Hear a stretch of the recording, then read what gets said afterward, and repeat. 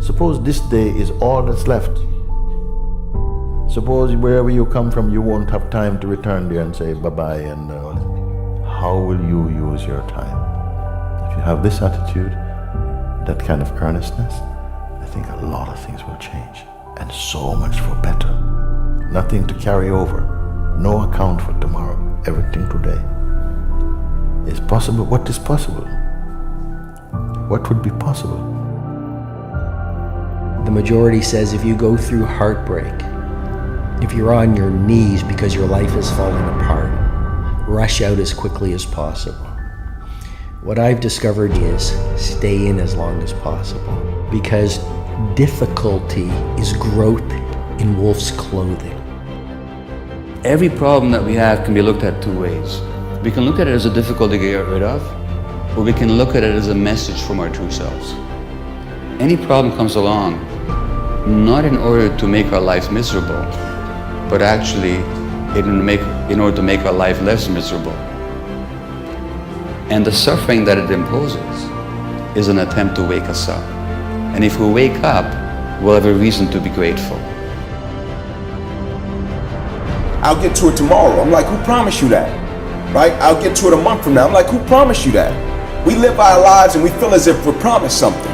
You think about how many people woke up this morning thinking like, man, everything is gonna be great, and life changed, right? One day you wake up on top of the world, next day you wake up, world is on top of you. How many of you in the last 6 months has had an idea that you did not act on that you wish you would have? You get hungry by finding something that's you. I believe that all of us are born unique. You got to find out what is it that turns you on, what resonates with you. Some of you are not transitioning because you're okay with the life you have, and I'm telling you, when I walk out, I want to be an example of you can start from wherever and get to wherever you want to get to. That's what I'm asking you to do. What fuels you? The reason why you're so lazy is not because you don't have the ability. You're so lazy because your dream's so small.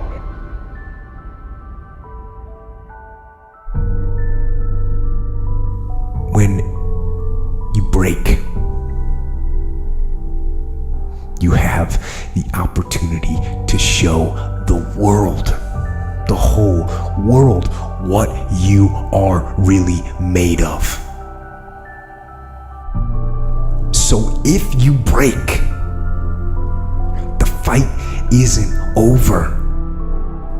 In fact, if you break, the fight is just beginning. And as you crawl up and out of that dismal and wretched place, covered, and you're covered in blood and sweat and dirt and filth as you rise above what you were.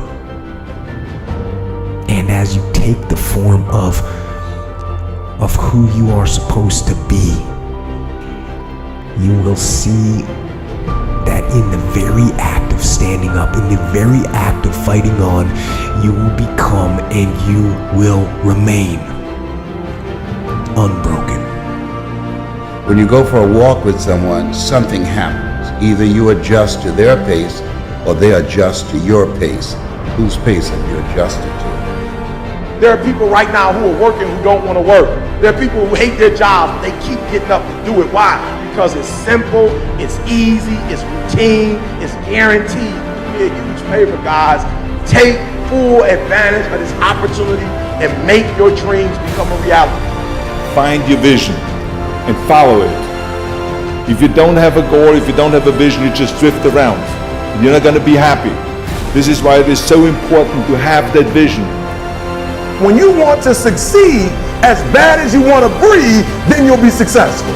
And I'm here to tell you, number one, that most of you say you want to be successful, but you don't want it bad. You just kind of want it. Some of you love sleep more than you love success. And I'm here to tell you today, if you're going to be successful, you've got to be willing to give up sleep.